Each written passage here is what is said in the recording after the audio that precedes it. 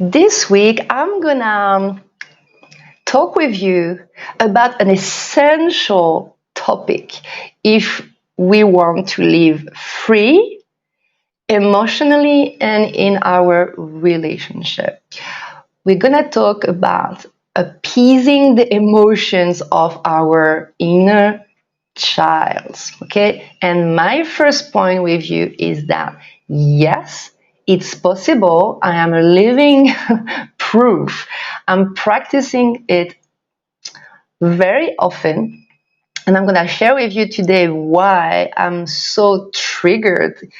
Even if I study a lot and I practice on clients, um, I am triggered a lot. I'm going to share with you how. And I want to share something first and foremost with you about the fact that we all have childhood trauma, emotions from the past that haven't been listened to and treated. So, of course, transmuting emotions is today my life purpose because I come from a very complex trauma at the age of 5. So from 5 to 15, my trauma wasn't listened to, totally ignored. So I was in depression from 5 to 15. So of course, I come from this really complex trauma, and I need to learn and to share and to turn it into a purpose. But if you don't come from a very big trauma from the past, let's be honest. We all have emotions coming up randomly in our lives and relationships. Especially as highly sensitive people, this is something that is very triggering and validating, right? It can be an anxiety, it can be anger, it can be a sadness. So this is what I want to share with you this week in this video, and also in the guided treatment that I'm going to share with you later in the week. So my point this week is not only relieving the emotions of our inner child, this little girl that is still crying sometimes, but my first message that I really live in my own life and I can see in my clients is that, and it's kind of a mantra for me. My first message is this one: there is a surprise behind our trauma, and especially the emotions that are coming from the childhood. There is a magic. This is the point of my work and all the content I'm sharing online. This is what I want to share with you: the transmutation. Emotional transmutation is my purpose. This is what I want to share with you in this channel. So please subscribe to my YouTube channel and share with the other women and highly sensitive people the content, right? And just enjoy commenting the videos and sharing with me, right? Where are you at in this journey of being closer and more friends with your inner child? Okay, this is what I'm going to share with you in this video, and I'm going to share with you my personal concrete example. As I told you, from 5 to 15 I was really depressed, and I've repressed the emotions. I have buried my emotions. And today, as a grown independent woman, I have a life partner. And this life partner has a little daughter. And the daughter has the age I was when I was depressed. So each time he's talking about her as a dad, I feel very old emotion coming up. And also I see images of this little girl I was, totally dissociated, like I was dead inside. I was totally like a zombie at school. I was very, very in pain because nobody could understand me. Nobody could listen to me. That's why I'm doing what I do today, because I express my emotions and I help you express your emotions for yourself and also in your relationship. This is what we're going to do today. And the first day. So Every Tuesday, I share a video about a topic to release our emotions and to be more free as women. And every Thursday, I share with you a guided emotional release treatment. So if you look at this video in a replay, maybe the treatment is already under this video. So, but in this video, I'm gonna share with you 5 very important key in my experience and what I have seen in my clients. 5 very important points to get closer to your inner child and to be more free emotionally when those emotions from the past are coming up. So tell me and think about those 5 points and tell me where you're at, or ask your notebook, write in your notebook where you're at in your emotional inner child healing. Okay, when I talk about inner child healing, it can also be inner teen, right? So myself, for example, I have emotions coming from when I was a little girl, mostly anxiety and fears when I was from 5 to 15, but I also work with my inner teen. When I was 18, I had a lot of anger, right? So it's my responsibility today as an adult to treat those stored and repressed and suppressed emotions in order to not play those anxieties and angers in my relationships, okay? So this is the first thing. So now the 5 important points that I'm going to share with you in the treatment, and then I'm asking you today to see where you are. Okay, so the first thing to see, maybe there are things in the 5 points that you're more advanced or less. Okay, this is really for you to evaluate where you're at. The first thing that is very important and that makes the difference between a woman who has a good relationship with her inner child and someone who is still denying that she had emotion repressed from the past. The first thing, super simple, is to recognize. Okay, so my first question is like, do you recognize that there are some emotional blockages to be released and that you couldn't deal with when you were younger because you were not equipped, not in the right environment, you didn't have the tools we have today, you have denied some emotions because that was too big for you, too difficult. And those emotions, anxiety, anger, sadness, fear, frustration, whatever, they come up regularly in your lives and relationships. This is the first question I have for you. Is it okay for you to recognize that those emotions are not solved? Your inner child is still hurting in those situations of your current life, and that provokes a cost. Those unsolved emotions have a cost in terms of health, in your mental health, in your mental emotional health, in your relationships with yourself or with other persons, or maybe those unsolved emotions have a cost in your professional life, in your business, or in your purpose in terms of procrastination or fear of failure or fear of being seen, or etc. So this is the first thing we will cover in this treatment this week. And the second point is like, once you have recognized that some blockages have to be released from your current life, are you able to connect with those repressed emotions in your body? Because your unhealed emotions from the past, they don't talk with you with perfect grammar and sentences. Your unsolved emotions are talking to you in the form of bodily sensations. So the second point that is really important to appease this inner child is to move from the story. When you have an anxiety coming up in your life, the first thing we do, right, is like we stay in the head and we talk about the story. This is the situation, this is this person, blah blah blah blah blah blah blah.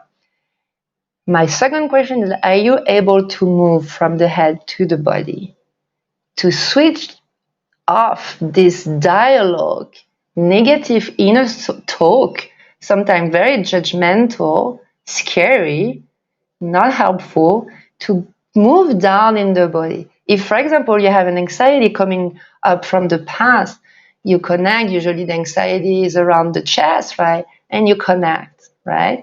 And you listen to the unmet needs of this child you were before, and from these needs you will have actions and you will discover new things and learn new things and transmute the emotions. I'm going to guide you into this step 2, but it's really about your ability to move down from the head to the body and to listen to the sensations that are the language of your emotions. Right? So this is clearly emotional intelligence. And emotional intelligence is not just to be more free with yourself and your relationship. Emotional intelligence opens new doors on a daily basis in your life, right? This is one reality of the magic of healing our emotions, right? And the third thing that we're gonna cover during the treatment is learning some self-regulation practices. Right? Self-regulation means that you have tools to regulate by yourself those emotions that come up from the past, from nowhere, right? So I share with you a lot of somatic practices in this channel, in my videos and in my treatment, to regulate by yourself the nervous system. And the more you practice self-regulation, again, what I'm sharing is not one shot treatment, it's a process. The more you practice on your own or following my guided audios, the more you teach your nervous system to not be too overwhelmed next time you will be triggered. It's a re-education. You re-educate your nervous system. It's not because when you were young something dysregulated you that today as an adult you have to live your life dysregulated. No. We can learn how to regulate ourselves with self-regulation tools. So this is my last question. My question: how can you self-regulate your emotions when they come from the past? This is something that we're gonna do. And the last thing that I feel really, really important myself, and tell me if you practice that, is the connection with your inner parent, right? When an unmet needs of your inner child is coming up, you can use your inner parent energy. So the inner mom is the feminine energy, motherly energy that you have that can envelop and consolate and sending an unconditional love to your inner child. And your inner dad is this masculine energy that can protect you to not be hurt again. If you have been abandoned when you were young and today you are in a relationship that you have this fear to be abandoned, you can use your masculine energy as an example to not be abandoned again and to build your resiliency and your independency, inner independency. Okay, so this is my last question: is how do you use your inner parent to bring this balanced energy to your inner child, the feminine, the masculine, and to see how you can meet your most pressing needs, to shift this fear, this anger from the past into resiliency, wisdom, and creativity. So I'm going to share those practices with you in this treatment with you this week. But in short, my last message from my heart to you is, in short, healing the inner child. There is something behind healing the inner child. It's also changing your energy to another frequency. I shared that with you last week already. Healing your emotions, especially the emotions from the past, from the childhood, for the teenagehood, open you a new consciousness, brings you a new consciousness in your life. Why? Because the more you practice those tools, the more you will bring the love you missed when you were young. The more you practice inner child healing, the more you bring yourself the security, the inner security you missed before. And the more you practice those, uh, train those muscles, self love, inner security, the more you will create self compassion. You will have compassion for yourself, the woman you are today, and this girl you were before. The more you cultivate self compassion, the more you will forgive yourself. You will forgive this woman you are today, who are still triggered by emotions from the past. We have to forgive ourselves for something that other people did to us, right? This is not our fault. We are not guilty of what happened before, but we are responsible of the emotions that are triggering our body today. So this is really what I wish for you. And actually, this is my last point today, and all the emotional healing experts in the world will tell you the same thing. Please, my dear, healing your emotions, and especially childhood emotion, is really about taking time with yourself and being gentle, bringing the gentleness that you didn't have before. Most of the time, trauma is based on violence, but the second violence that you live is the violence of carrying with you those unsolved emotions decade after decade. Carrying unsolved emotions and trauma from that long ago, it's violent. So please, let's embody time and gentleness in our healing. This is a process. We are here together in the same boat. I'm with you. I'm just a little bit ahead because I study it and I share that every day. But I'm exact same boat than you. And the more we go in this process of emotional freedom, there is another gift, there is another magic, there is a surprise. And for me, the surprise of healing the inner child is that we recover our inner force, our inner fire, our creativity. And here, if we can use this inner fire, inner force, and real creativity with this beautiful little girl we were, this is really, for me, the real healing, the real emotional, mental, and relational healing. This is what I wish for you. I'm here for you, with you in this channel. Subscribe, share, and book with me your private emotional healing session, or just send me a message, an email, if you want to talk about your wounds, trauma around a coffee, virtually on Zoom or in Bangkok. That would be my pleasure to meet you and to move forward together.